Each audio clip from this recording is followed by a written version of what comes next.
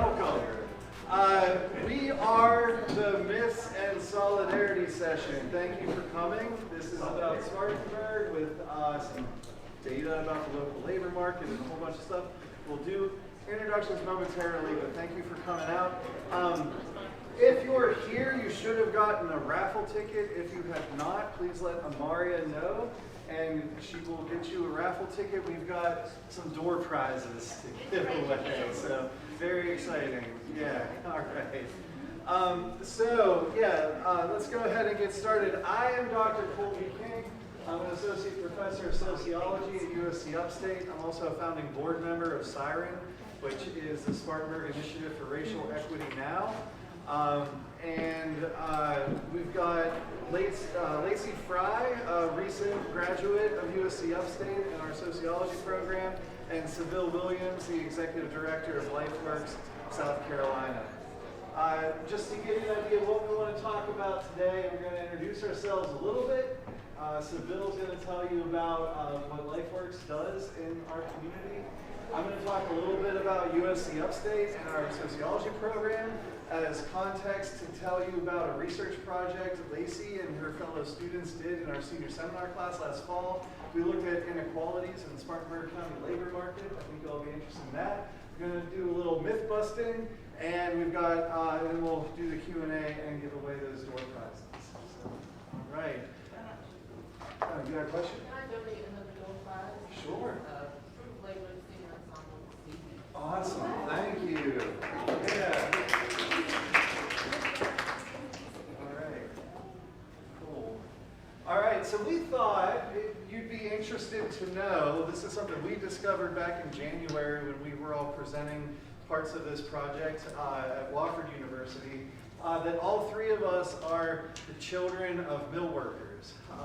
And so we've got some pictures up here of family, and each of us will say a little bit more about our background. But my father is the guy with the two pictures on the right. My father is the guy on the left covered in soot.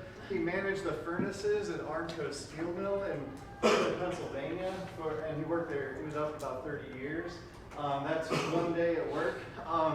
And he, just a few years ago, got stage 4 esophageal cancer. He survived. He's cancer-free, which is amazing, but only after a massive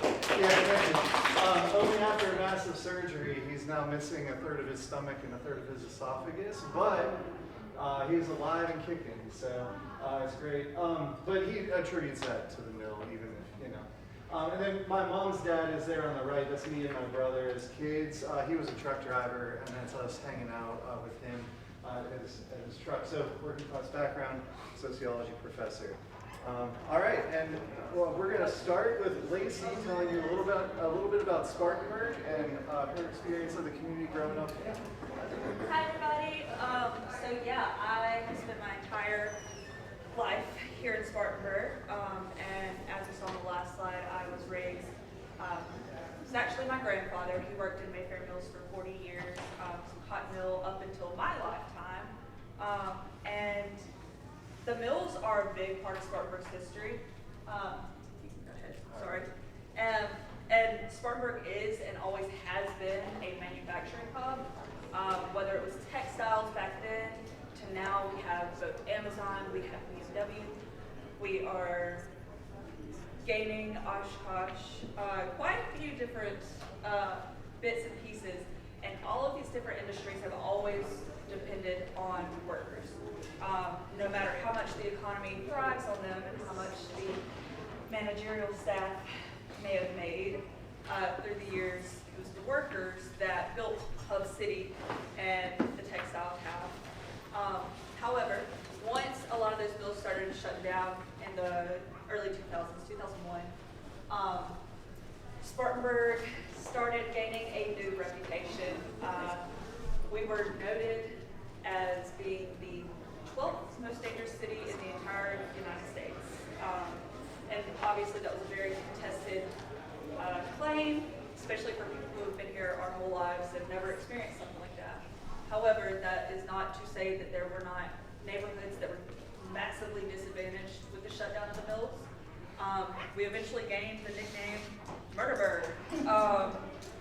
And now, that was as I was growing up that I experienced that nickname. And now, as I'm an adult, Spartanburg is sort of rebranded. They are reaching back to this hub city moniker, the Sparkle City, and there are a lot of redevelopment efforts happening in different local neighborhoods. However, as I mentioned, yeah, thank you. Oh wait, yeah, thank you. So, just to give you a little bit more of the background as to the impact of what the mills were and did following the shutdown. In the early years, you can see all of these little smokestacks on this diagram. That is a diagram of Spartanburg County. That's how many mills there were just in this county alone. 32 total, I believe. But most Spartanburg neighborhoods were fully dependent on these mills for work, churches, schools, housing. It's where you get the term Mill Hill or Mill Village, which is what we grew up in. And Spartan Mills was the largest textile mill corporation here, obviously. And they paid more than 14 million in wages, which in 1969 was a lot of money. However, as I mentioned previously, that was not something that the typical mill worker saw. That was the managers and the owners of the production. And over South Carolina, close to 200,000 people were dependent on the textile mills for work. And once they started faltering, then, as I mentioned, the neighborhoods that were dependent on these mills, they fell out of work, they were unable to pay bills. A lot of the housing that was provided by the mills, they were then evicted from. And then certain mills, such as Spartan Mills, the largest one in the county, they did not provide any sort of severance to their workers. So not only were people suddenly unemployed, but they had nothing to depend on in the time that they were unemployed. Yeah, awesome. And so, oh, is it? It's okay to remind. Yeah. Still waiting. So anyways, maybe I'll catch up to, maybe try coming back. Oh, Okay, cool. okay. So in this graph, you can see this light blue line is workers' wages. The darker blue line is the work done, the productivity. And it's obviously widened since roughly 1980. However, this experience is something that's nowhere near new in Spartanburg. With the mills, a lot of them started experiencing what was called stretch outs, where machines were sped up, productivity was pushed to more and more and more, while the wages stayed the same for the workers, despite the speeds being more dangerous and taking more physical effort. And as we can see, since the 70s, more pressure, but same wages. And, all right, and with this, a lot of Spartanburg, as we'll get into, is in part the working poor or part of the Alice category. And while, as I mentioned, all of this new economy or the old economy, they were all dependent on workers. And while Spartanburg may get to gain a new name of Sparkle City or Hub City, it isn't possible without the workers, and the workers aren't benefiting from this. And so in this way, the new Hub City mirrors the original one. And, oh, along with, I forgot that was my slide, sorry. So with all of this new rebranding and quote unquote cleaning up, the redevelopment and replacement of people is a new stream of residents in Spartanburg. We are part of the largest growing region in the country. as of the end of 2024. And with this means the work prospects have gotten slimmer, the pay still has not changed, and housing is now more in demand than it once was for the residents who were here originally. So Bill, I believe that's you. Thank you. So good afternoon, I'm Bill. I'm the Executive Director of LifeWorks. So before I start, who does not have a raffle ticket? Because we all raffle some cool things. Raise your hands a little higher so she can see you. And then we do have a $25 Visa card for the raffle too. So you want to make sure you win. If not, I'll take it. I would gladly take it. So we're going to get that out of the way, a little housekeeping.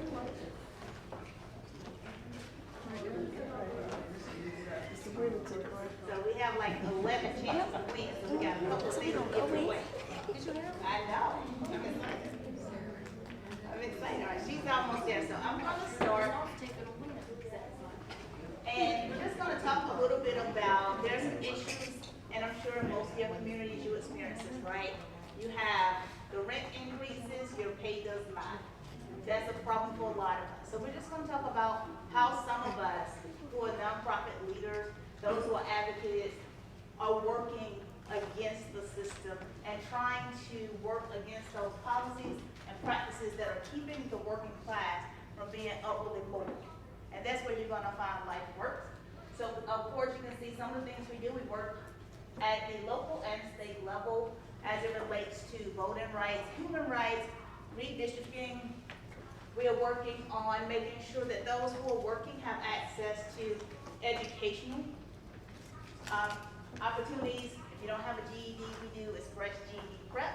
That means we don't have you in class on the computer for 2 years.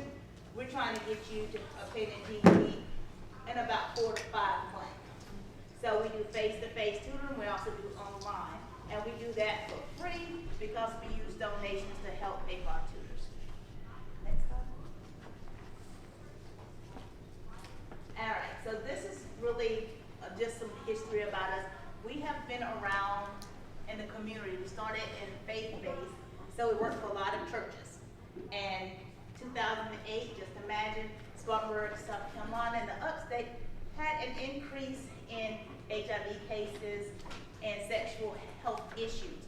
So we started having that conversation in churches. So you can imagine, I'm used to not being liked because the church did not appreciate it. I came in, I want to talk about sex, and we want to talk about health relationships, and they had no part of it. However, you start at one, and it grew to eventually, we served over 1,000 we were able to reach in faith-based community, talking about healthy relationships and why it's important to talk about that from the pulpit to the pews. And we have to start early. So that was a huge boost to us. And from that, the churches said, well, hey, can you come in and do some career development and computer training? So we started a senior program teaching seniors how to use computers and smartphones. And that grew into Scholar Connection, serving about 500 youth in the Upstate, Georgia, and North Carolina, preparing them for life after high school, that's career, military, or college. Then we became, we had COVID, so we had to pivot, and I decided at that time, let's just be a full-fledged 501, and let's serve the people who need us most, because during COVID, the phone calls and texts were about, I work, I'm an essential worker, so we had people who were trying to evict you illegally, because we did have a stay. So we would be doing a lot of advocating, a lot of letter writing, trying to assist people with their rights. We had a lot of people in public housing that had similar issues. We can't get this repaired, we need help. We went to the office, nobody would help us. So we would serve as those advocates for them and actually show up to meetings for them and make sure we get some of these, I won't say minor, because if you have a hole in your roof, that's not minor because it's your stuff. So we wanted to make sure we get things corrected. So we'd assist there. So now that's part of what we do. Next. And I just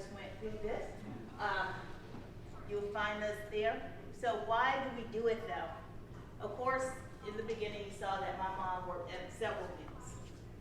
At the time she was working at these mills, she did not have a high school diploma or GED. She actually got her GED in her 30s. So for her, she didn't have options when the mills closed. Our housing was tied to the mill. If you worked at the mill, you had a house. When the mills closed, guess what? You didn't have a house. And that became the problem. So an entire group of people who lived together, fellowship together, friends, your children grew up together, now you're dispersed because the mill closed. And you have to find another place to live. You have to find a job that's going to hire you without a GED or a high school diploma, and you're making minimum wage at that. And mill housing was discounted. Now you don't have discounted housing. So to say that we were poor would be an upgrade. We were the poorest of the poorest. Any class, any side of town, we were poor. So it was not a stretch if we didn't have electricity one month, or water, and sometimes not a place, because you'd be moving. That was not new. Does anybody remember what it was like before you had EBT cards, besides me?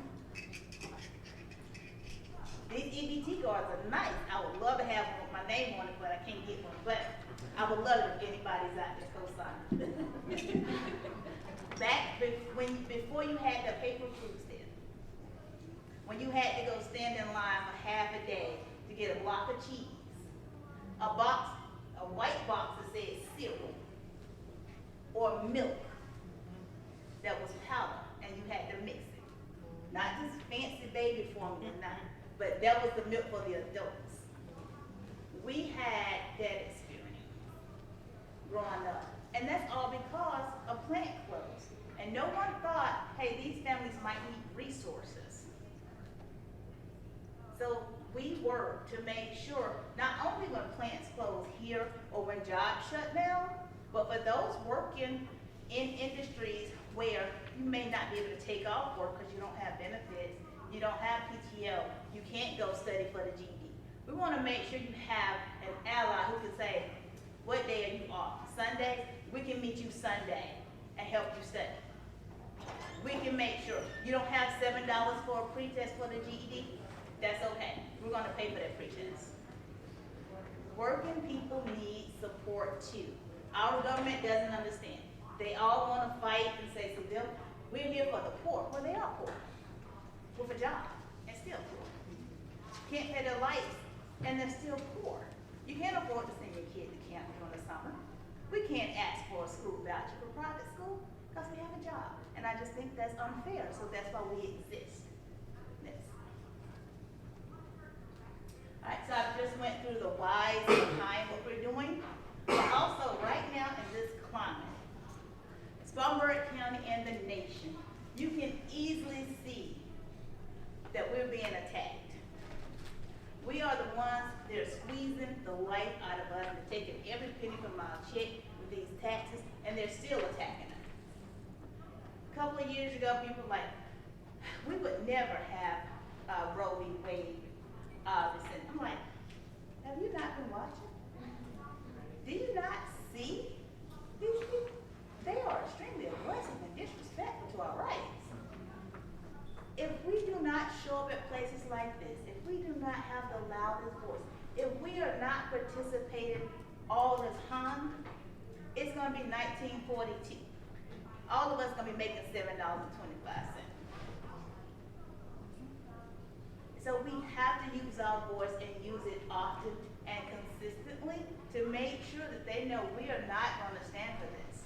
And that is at the local level, at our city council, our mayors, our county councils, the people we elect. When they come out at election time, because we don't see them any other time, but when they come out at election time, what have they done for us lately? Did we see them protesting anything? No. When we need help on our jobs, can we call them? Are they helping us to form a union, well, even if it's not a union, a group, whatever they want to call it, because they are elected officials, are they helping us in this way? Is any of the money money that Spartanburg has coming in trickling down to our working class? The answer was no. So of course, I got offended again. If we can bring in billions, why aren't we making millions? We ain't making none of it. None. So I'm gonna ask a question. I love the federal poverty guidelines. Every time I look at them, I'm just traumatized. So even looking at a single person, if it's just you, federal government says you can afford to live. This is just living on $15,650 a year. I don't know about you, but if you got a car, you put gas in it, and you want to eat, you're going to spend $15,000. Government said, nope, you can live on that. I disagree. I wholeheartedly disagree. And it's time that we change our federal minimum wage. It is not changed since like 2009. It's ridiculous. So I looked at an apartment here in Spartanburg, and I said, I wonder if one single person could make that amount and live. And there's a catch on applications for housing. 3 times the rent. And some of these applications now, since last year, 4 times the rent every month, just to live in an apartment that we say, hey, I can afford it. That says, actually, you don't make enough. So could I afford this apartment with these numbers? Anybody? We can't afford it? Why not? What's wrong? We got a job. We should be able to get an apartment, right? What was that? The job not paying enough. Is it the job not paying enough or the system? Every time we turn around, there's another catch. Used to be 2 times the rent. It changed like overnight to 3 times the rent. And at the end of last year, I had somebody send me an application that said 4 times the rent. So of course, me being me, I called the landlord. Why? Ain't nothing special about that apartment. It is not a luxury apartment. And I know that when you open, it was 2 times the rent. So what happened? Did y'all get marble, gold faucets? No, they did not. So we may not be friends with landlords, but it's okay. People need a place to live. A decent place to live for working people. We need workforce housing across this nation. Next. So then I said, surely the federal government loves families. Surely they do. More than single people, they gotta love families. They have to. So they said 32,000. I said, whew, that's low. But if you don't have a car and you have a bike and you take public transportation, you might can make it. You might can make it. So let's say you're a family of 2 or 4. Can you afford to live at Meadow Green in Spartanburg? You only need 3 times the rent. No? You can't afford that? Even at $32,000, are you sure? That's a lot of money. That's a lot of money. And there's a wonderful federal calculator that will tell you exactly how much your taxes will be. It's depressing. It's depressing. I put in the numbers and I said, I won't do this to anybody. It was really sad. So I put it off to the side, little number. I mean, it's sad. And guess what? I also looked at SNAP benefits. I said, surely this family would benefit from SNAP. Surely we can feed them. Have to be. No dice. Now that is tragic. To me, that's un-American. We can't feed people who are working to feed people. It's sad. We have to change this. So there is hope. There's research being done, and there's research that has been conducted that if you're fighting for a living wage, workforce housing, MIT actually has this beautiful calculator on the website, and I had so much fun with it. Then I got depressed. It compares minimum wage, the poverty wage, and actually what you need. If you want to eat, have a car, have a place to live, if you have children. It actually said, wait a minute, you can't make $7.52. You need $21.60 now. I thought about that and I said, I like those numbers a lot better. Who wouldn't like 2160 as your baseline? At least you have a fighting chance to feed your family. To have lights and water at the same time, and then food on the table. If your car breaks down, you can fix it. We have to do something about this minimum wage, and we have to be strategic about it. Next. So the MIT data, these are some of the categories they broke down that went into that 2160, and they actually did the math, and they're like, you know what? If you don't even have any kids, you need $44,000 a year. That's not even including the cruise you might want to take. But just thinking about transportation and housing alone, and they even factor in if you get sick. So whether you have insurance on your job or no insurance, we have to look at the bare minimum. Can you afford to buy medicine and go to a doctor on $7.25 an hour? You can't. And I'm almost done. So just want to ask a couple questions. The first one, we are a right to work state. And I do have an HR background, worked in HR for years. And I will always get employees saying, well, it's a right to work state. Okay, well, what does that really mean? Anybody know? Even if you read the slide, anybody know? Right to be fired. Right to be fired. Right to work for less. We do work for less a lot of times. The right to be fired. As my union president, union vice president would put it, Reverend Ron Brown and Bob Mary, right to slave. Well, okay, right to slave. We're not gonna put that on South Carolina by itself, but South Carolina is unique. These phrases, right to work and at-will employment, are thrown around as fear tactics. They want to scare you into doing a couple of things. Accepting lower wages, being afraid you're gonna get fired if you speak to your coworkers about salary. If you speak to your coworkers about, wait a minute, this is not safe. You should be having this conversation. You have a right to go to work and come home. You do. That is your human right. How dare you go to work and you can't return home to your family?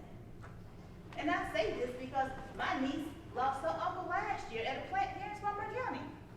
He went to work, the machine was not working, they didn't have safety rails, he was caught up in the machine. And he died. And oh no, it's better. It's better. HR was trying to figure out what to do. Ma'am, what to do? Call 911. And people have reported this to OSHA. Nothing. Nobody's protecting us. We gotta protect ourselves. This is fear. You have the right, and it's interesting that South Carolina is so anti-union at the moment. But you have in the provisions, if your job does have a union, I can't force you to join it. I can't force you to pay dues. But I cannot deny you employment if you don't join it. And we need to understand that. We can have unions, we can have employee-led organizations on our job without fear of not being hired or being fired. At will, I'm in HR, had that conversation a lot. You can be terminated if they decide they don't like your tattoos. They don't have to give you a reason, right? However, you have protection. And that is where a lot of people just say, it's an at-will state and just walk out the door. We can't do that anymore. We cannot.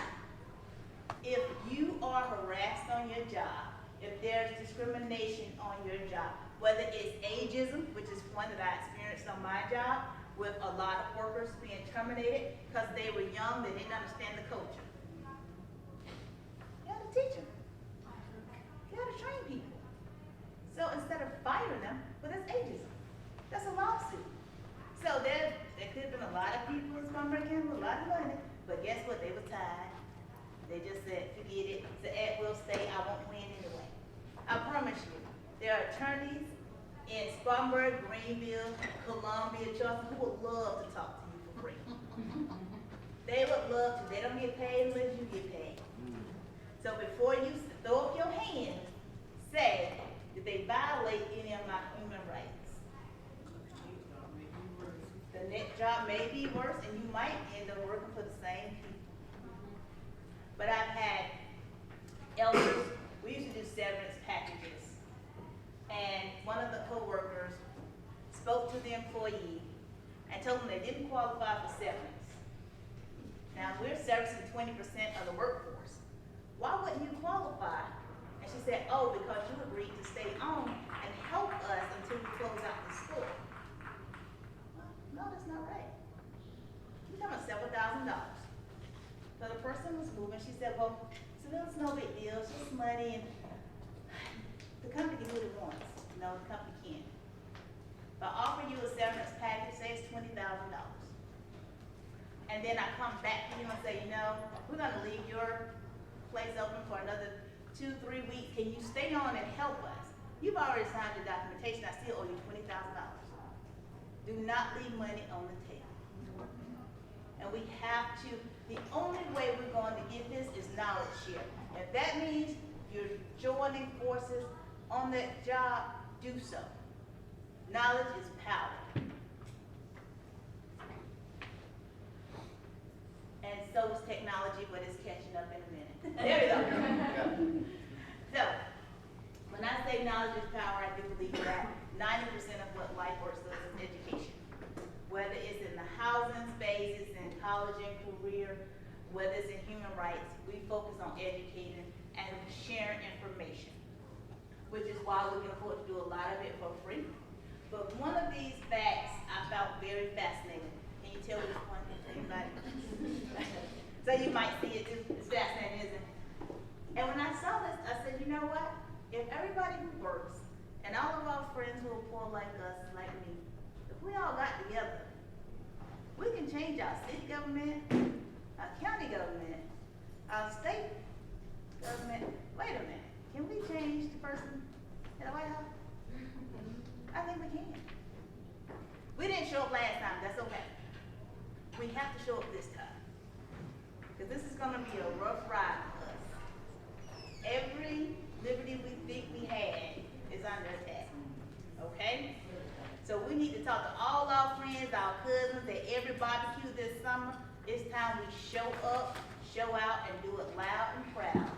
And you, if they loud and wrong, it's okay. Let them be loud. We can go back and correct them.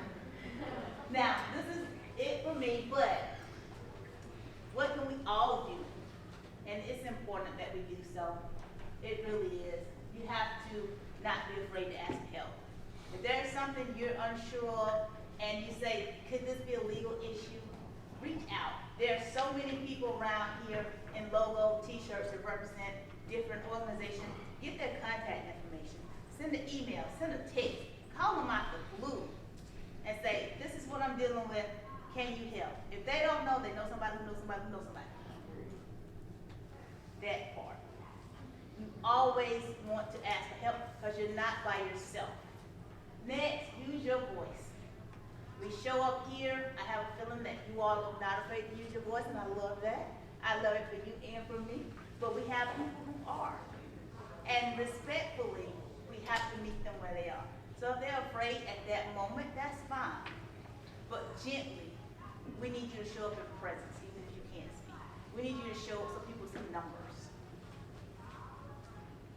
Stand up for what's right. There's nothing that irritates me more than people who will show up when something's wrong, but as soon as we get the truth and something right, you don't see them. We have to show up. If it's a meeting where, I don't know, some COVID may say, I need 25 people to show up and tell them why it's important that we have a minimum wage.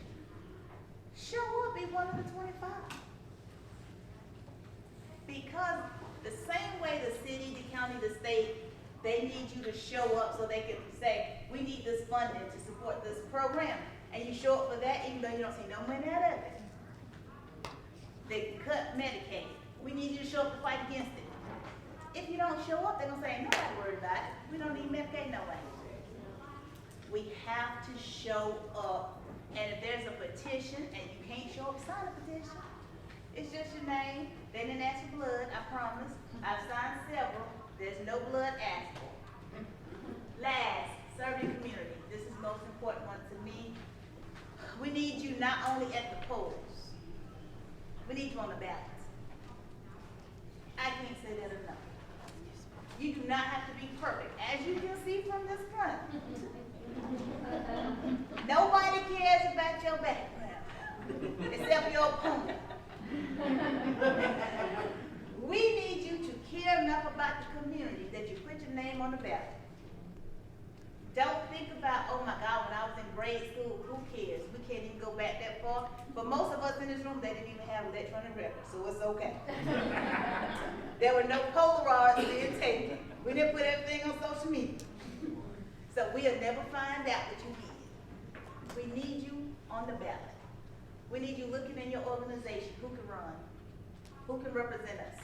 This is great organizing, but we need you at the next level. We need somebody behind the scenes willing to change these practices and policies in place across this nation. We need you on the ballot. There's no educational requirements. Most of these races, they don't care. They do not care. Criminal history, they don't care. But we need you on the ballot, and that means that in that support system, you may need someone to make sure that if you're running, we can help you financially. But guess what that goes back to? Asking for help. Because there are organizations that if you put your name out there and you want to be on the ballot for city council, guess what? They're going to surround you, they're going to educate you, they're going to work with you, they're going to work with a team to help get financial support for you. Because our positions may pay $15,000 a year for us part-time. Some of us like $15,000. That wasn't that below the poverty line. It was right above it. Right above that program. But you need to offset your money another way. So ask for help. Sit down with a planner to say, can I run for office? What's my chance to win? And if I win, is my family and my support system ready to support me? Because we have to change it. And sometimes it's outside in. We need the people on the outside being loud and proud. On the inside, we need you in there signing papers. Get a good big pen like 47. Because it ain't ran out of ink yet. I've been waiting. Get you a good big so we can sign policies that protect the people in the working class. All right? That was it for me. Thank you.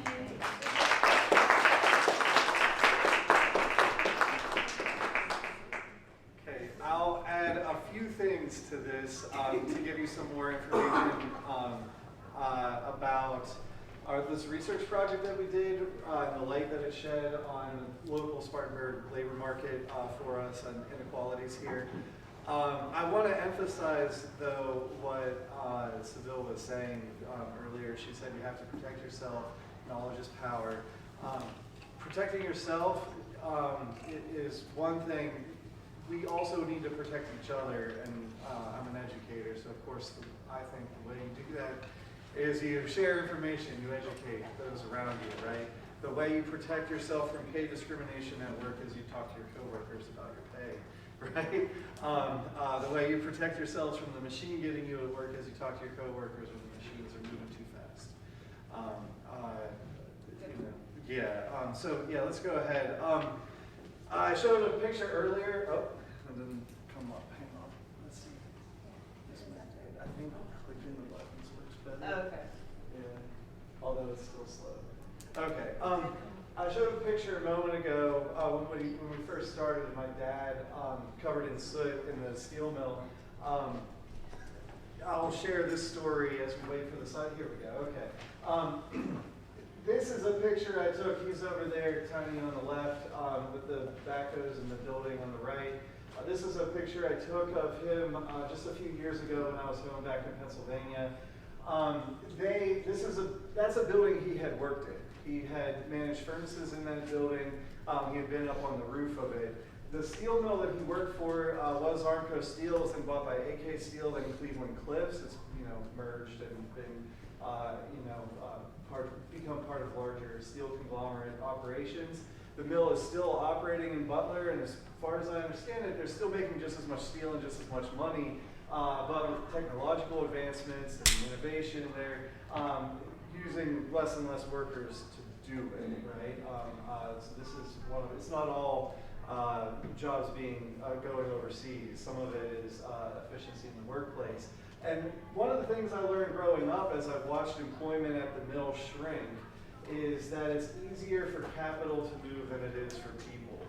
The thing I talk with my students about all the time is that there are opportunities all over the place if you're willing and able to move, but of course it's not easy to move. As someone who's moved across the country a couple of times, you know, it's expensive, not just financially, but like socially. You gotta you know, find a new routine, make new friends.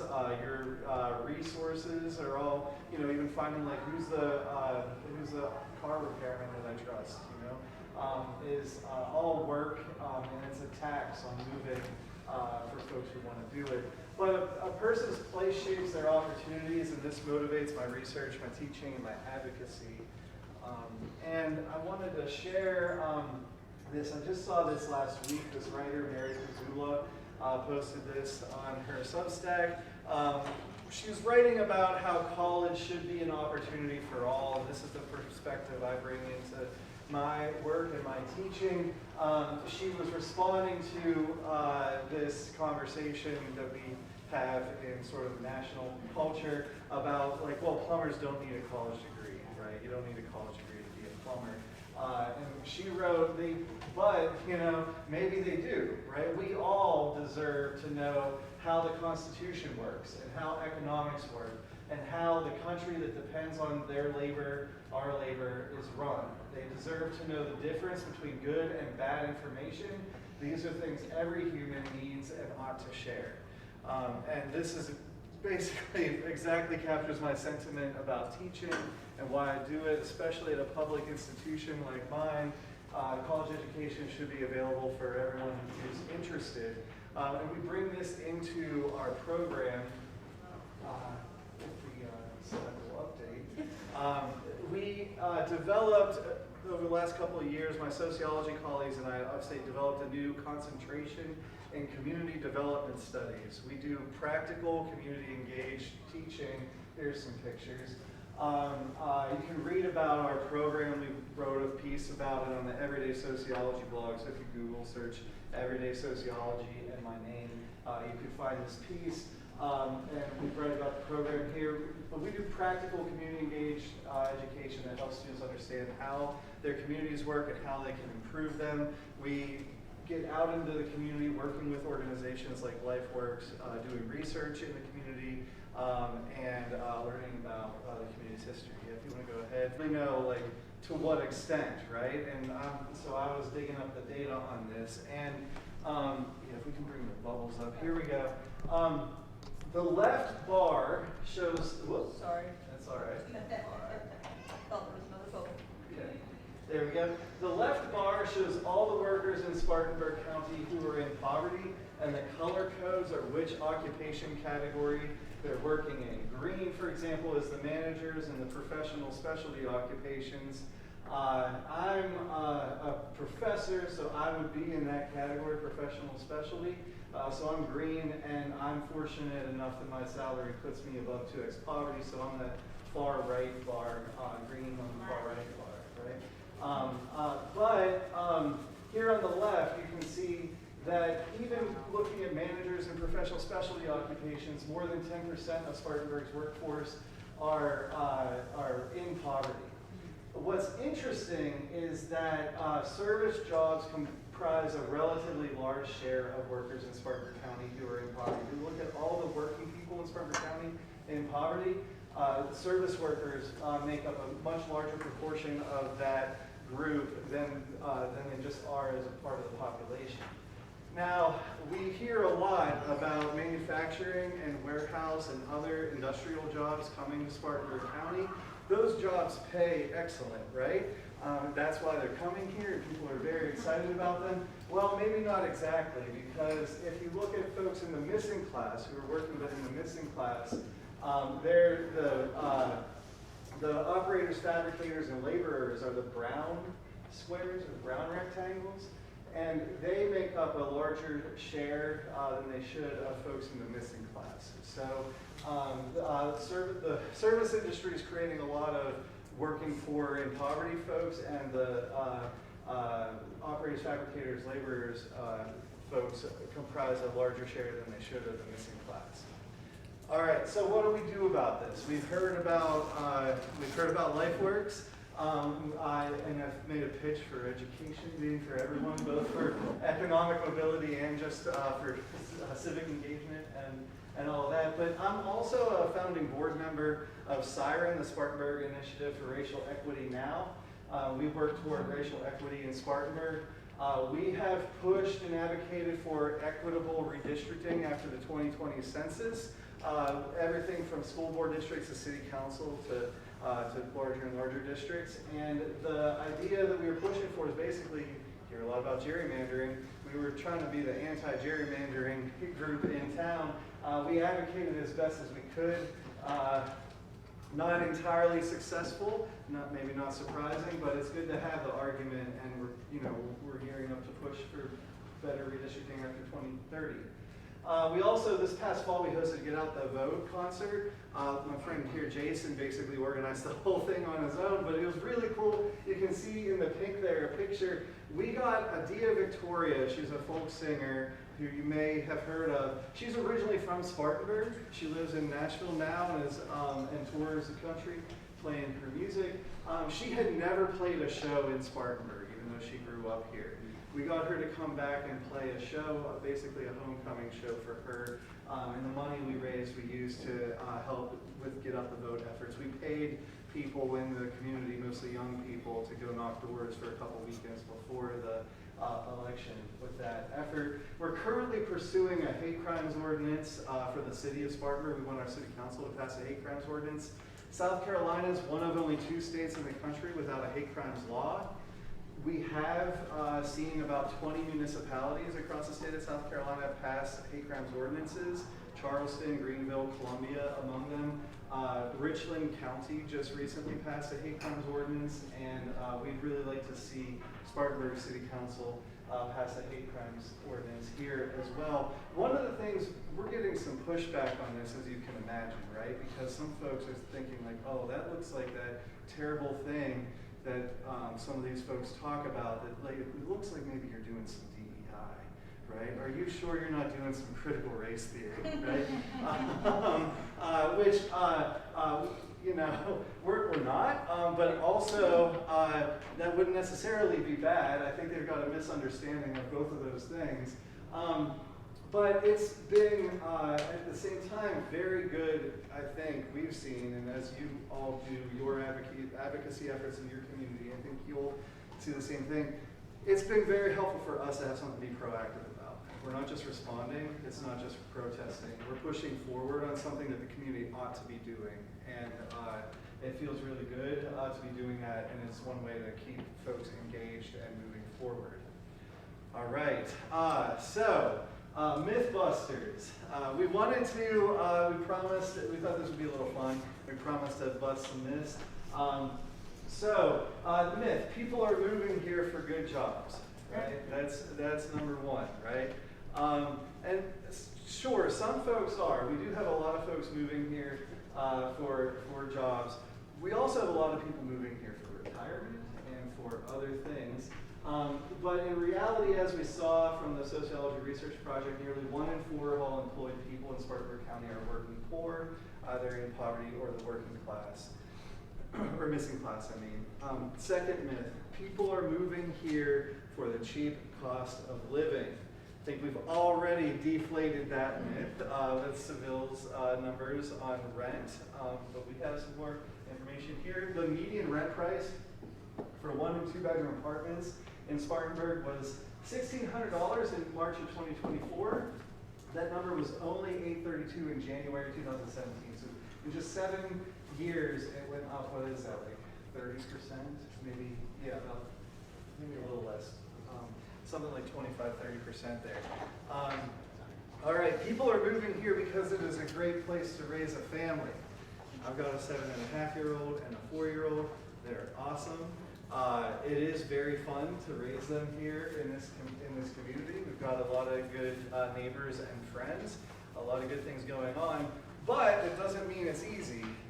The average monthly cost for childcare is more than $2,000. In Spartanburg, the city specifically, it's up above $2,200 per month per child. So it's hard. And at the same time, childcare workers are not making livable wages, right? It's almost like childcare is a public good that ought to be invested in to help us all build better communities, right? Okay. Next myth, Spartanburg workers have never organized. We wanted to make sure to dispel this myth, right? We've heard right to work state, at-will employment. So that means Spartanburg workers have never organized. Is that the case? Let's see. Nope. Among other efforts, more than 20 of the county's operating mills had unions back in the 1930s. There's been a bunch of organizing efforts here. There are ongoing unions, people who live in South Carolina who are members of unions. Many of you probably know them, right? But some folks don't know this, are not aware, and so are learning this. There is a Starbucks just down I-85 in Greenville County that is unionized, which is exciting and fun too. So I do want to yeah, add, go ahead. With the stretch outs that I mentioned earlier, when the workers were they had Minutemen coming in, basically forcing them to work faster and faster and produce more and more for the same amount of pay, is what was happening directly before these unions were formed. And when I say education is the focus, 90% really, we educate other communities. So if there's a pocket, like in Atlanta, called in as a consultant just to train people on the things we're doing. Because one person, something happens in COVID, you get sick, then the work stops. However, if you go into different places and you're providing training, and 9 out of 10 times it's free, but you're giving them tools and resources, access to the connections as well, it can continue. So it's always about, more. We want the work to continue. Even if LifeWorks having an assistant who's younger, who's Hispanic, then having 17 volunteers that are being trained to go out and do the work and train other people. It takes time to build that pipeline, especially if there's a lot of fear. But we've been doing this for a while, and there are some things we don't have to do anymore. So we don't have to go in the community and do technology training. We got other people trained to do it. Someone asked me last night about mentoring program. We don't have to. We graduated almost 389 people. And they have a charge. Go forth and pay it forward. So you have the resources and the training to do it, but we're not just stopping with the one organization. You have to partner and be strategic about that and making sure that behind you, there are other people willing to take up that mantle so that you can actually grow into another role. I don't want to be doing the same thing 10 years from now that I'm failing. I need to have grown and grew some other people with me. I may not be a master gardener like somebody in this room. I ain't gonna say no name. I might kill some stuff, but I think I'm helping my plants meet Jesus earlier. I'm being a good Christian. So sometimes you have to be willing though to knowledge share, and that's one of the words I use a lot though, that phrase, because if it's gonna continue, we can't be holding it in our hand tight. You have to come to the table open and ready to say, this is what we do, how we do it, this is where our resources is. How can I help you to do the same thing, and probably even better? Because I am never the smartest one in the room, I promise you. I also think this is why I'm so excited about our community development studies program, because we're training future community leaders, many of whom come from backgrounds where they don't have they don't think that they have the status or the disposition to, someday run for city council or something. And I'm constantly reiterating to the students, you are your community's future leaders. You have the tools, the capability, the interest, and I'm so excited to see them all go out into their communities and do good work. I've had an image pop into my head through the presentation today that I want to share as maybe a summary. And Lacey, tell me if this is right or wrong, right? But if you came here to learn a little bit about Spartanburg and what it's like, I'm thinking about the mill villages all over Spartanburg County. It's all dotted with mill villages. Have you ever moved into an apartment that had one of those really terrible landlord paint jobs, right? Where they didn't fix any of the imperfections and they just paint over the holes in the wall, and there's like bugs under the paint, and they're like become part of the paint, right? Yeah, yeah. I think an apt metaphor for the area, for Spartanburg County, might be with the mill villages, right? You have all those imperfections, you have that disinvestment. So you've got old mills that have emptied out, right? You've got all these inequalities, and then you have new investment coming in because the land is cheap, the workers are cheap to hire, unfortunately, right? We've got all these inequalities. The new investment is just that paintbrush covered with that thick paint coming down 85, basically, right? And just smearing a layer of investment of suburban sprawl, basically, over the county, right? And attempting to cover up all the imperfections, but in a way making them just more noticeable, right? Because you see the outlines of all those inequalities in the community, even amid that investment. So I noticed, yeah, while you were showing the zip codes where there's the most poverty, I looked at the bill and I noticed that they are that map is very similar to the one where every smokestack was, where there was a mill. yeah. And it is just so clear now how deep-seated these experiences of poverty and discrimination are and how they have manifested into today's time despite this newly born economy of Sparkle City. Even though the Mill Hill that I grew up on, the house next door to the house I grew up in is being rented for $2,000 a month. We didn't even have central heating and air until like 2016 in that house.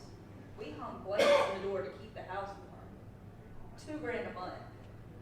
So that shows a little bit of where some parts of Spartanburg are at, while other parts have no idea that this even exists. None. Yeah. Ongoing inequalities. But an interesting place and a lot of work being done. We would like to give away a few things. Yes.